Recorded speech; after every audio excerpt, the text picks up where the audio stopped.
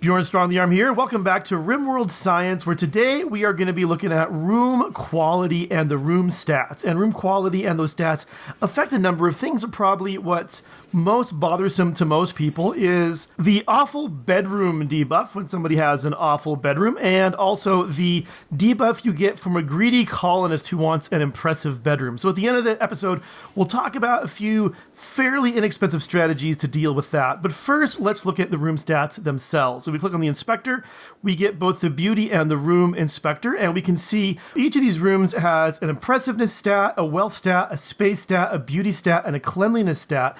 And the impressiveness stat is the one we most care about in the end, but it is determined by those other four stats and what they are. And so we'll talk about each of them in some detail, except for cleanliness.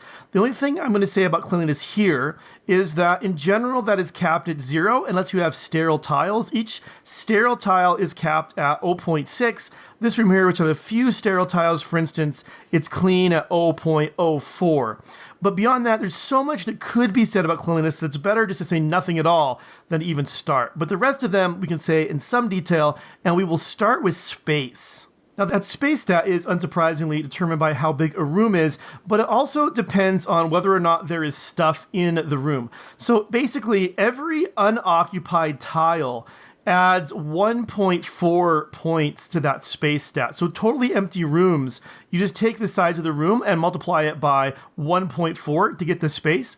But every tile that is occupied, like where a pawn couldn't stand it, so it's a table or an equipment rack or a bed, or anything like that, those tiles only count for 0.5. So a totally occupied room like this one, it's going to be the size of the room halved. And of course, for mixed rooms like this one right here, it's going to be like add 1.4 for each empty spot and add 0.5 for each full one to get the space. Now, one thing to know is that that number is capped at 350. Now, next we'll talk about the wealth stat. That is unsurprisingly gotten by just taking the wealth of the items in the room and adding them all together. So it's like 69 right here. And by the wealth, I mean the market value for something, 93 for that, and so on. Adding all these things up, but also adding in wealth for the walls. Now, before we talk about the walls and the floors as well, before we talk about those, just notice really quickly that here we have an empty room. The wealth is 117. That's just for the value of the walls.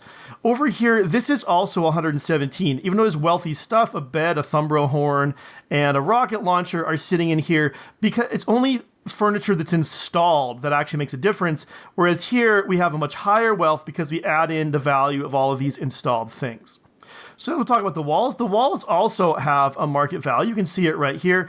And unsurprisingly, the wealth you get is just the market value of the walls multiplied, how many there are. So we've got 8 walls at 500 each, giving us 4,000 wealth, which is what we should expect. Notice, however, that corners do count. So this, which is the same size room that has corners added, has a 6,000 value. Now, the next thing that affects wealth, you can't see by looking at any info screen, are the floors, because there's no info screen for the floors, but floors also affect wealth. So notice here we've got just a regular empty room, 117, add some gold floors, now it's 13,000 for wealth. Pretty amazing. Now notice, first of all, that these are smooth floors right here. Notice that the smoothing floors does not add any value. It's only installed floors that make a difference. In general, all of the tiled floors add the same amount of wealth, with the exception of granite. The granite floors add a bit more. And in general, that is true. Looking at everything a bunch of items as well, granite items tend to be a little bit more valuable than their stone counterparts that are not made of granite. Now, all of the carpets have more value added even than the granite tiles, but all of them add the same amount of value. And flagstone floors, they also add value, but not quite as much.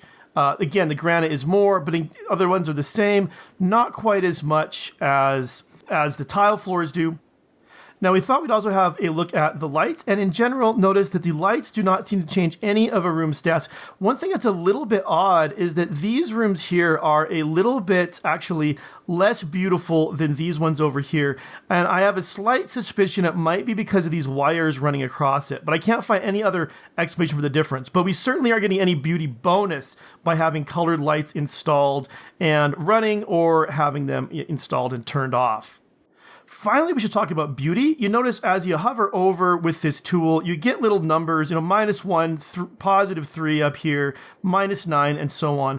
All of those numbers go together to give a beauty stat for a room. This one is ugly because it's kind of all minused out, but you notice that -0.25 is not just the sum of all these many -1s and this +3. Rather, it's something kind of like an average.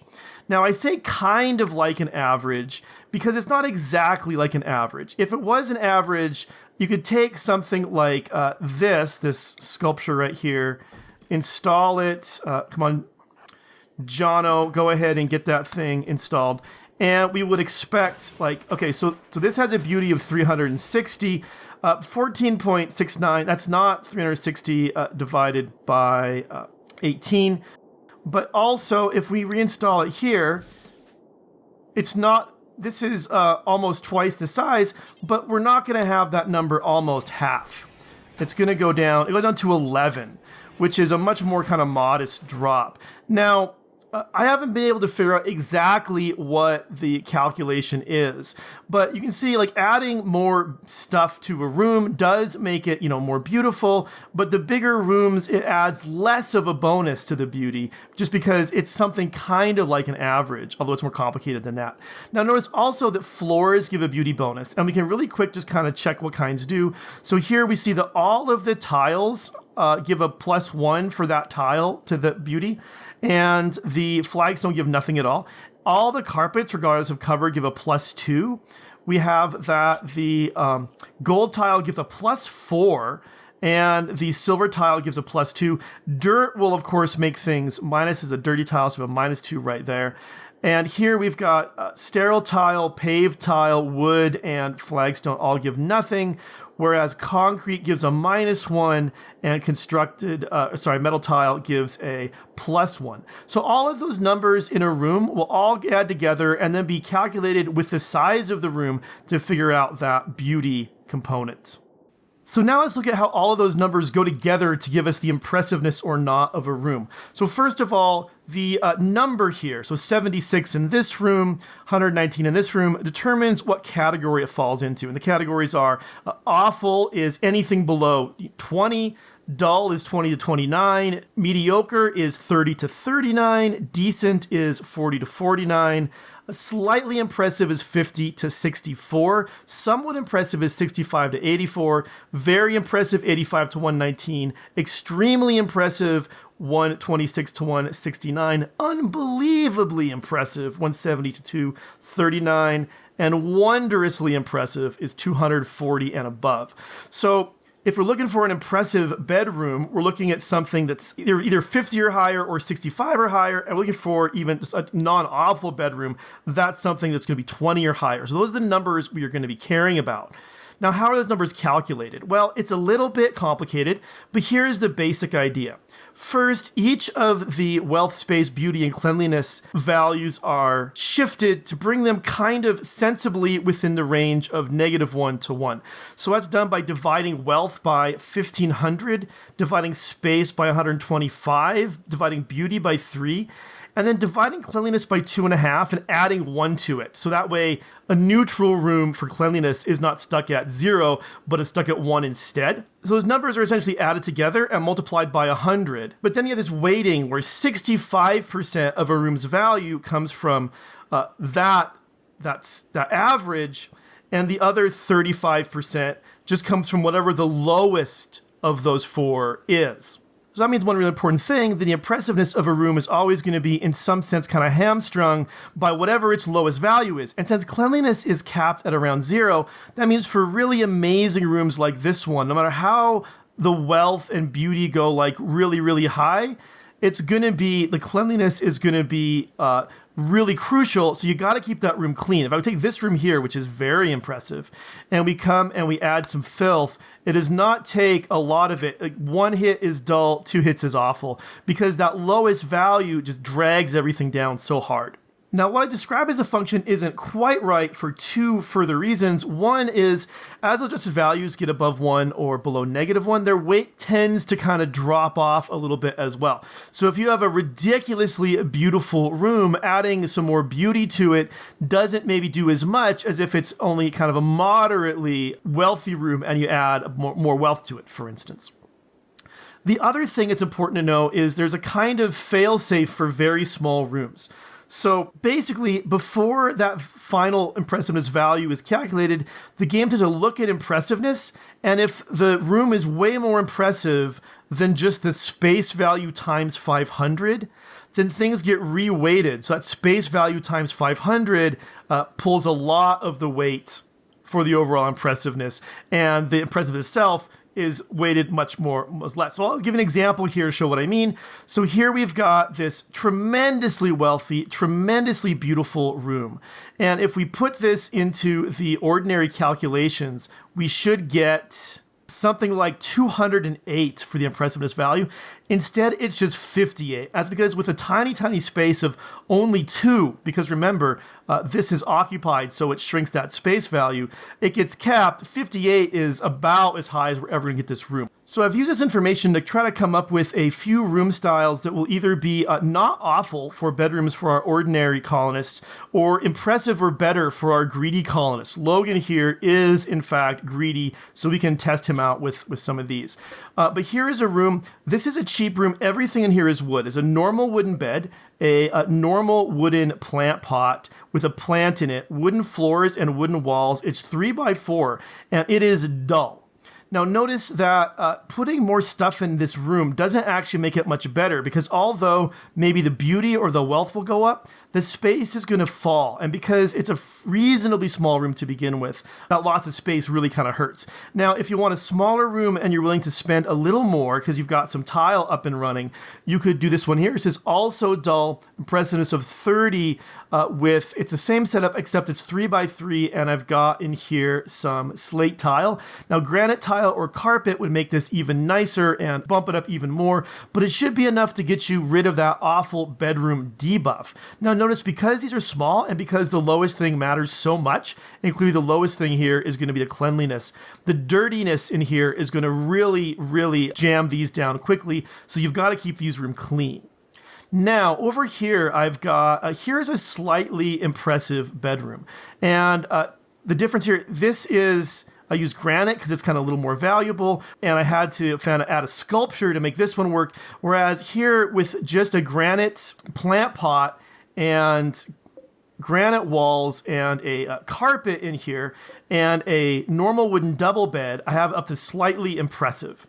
And notice, so if we assign this to Logan, and we give him a minute to think about it, he's got greedy for impressive bedroom. It says my room isn't quite good enough. I want a really impressive bedroom. That's a -4 debuff. Whereas if we had him over here, I'll let him think about it for a minute. Now he's got a -8. His room is pathetic.